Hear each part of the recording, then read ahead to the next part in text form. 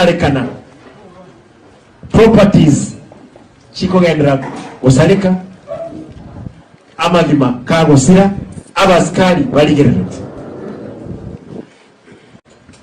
We are saying enough is enough, and we give a direction tomorrow. If the perpetrators of the India's Act at Keroka, they cannot be arrested, we are giving a direction tomorrow at the stadium. And nobody will like it.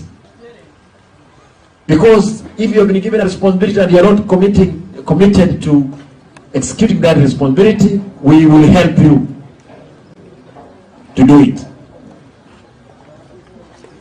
We want to urge our brothers and sisters who are in the security sectors, act now.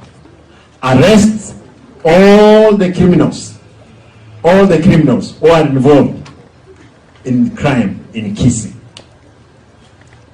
Is either you are behind them or you are the one sponsoring them.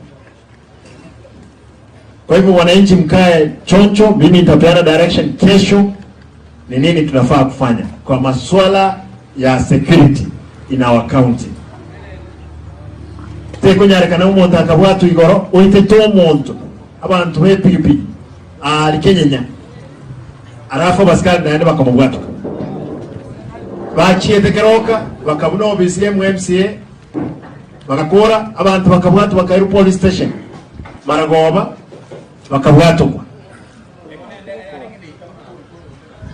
abantu baitu be prepared. We are going to make sure Kisii is safe from all these criminal gangs. Thank you and God bless you.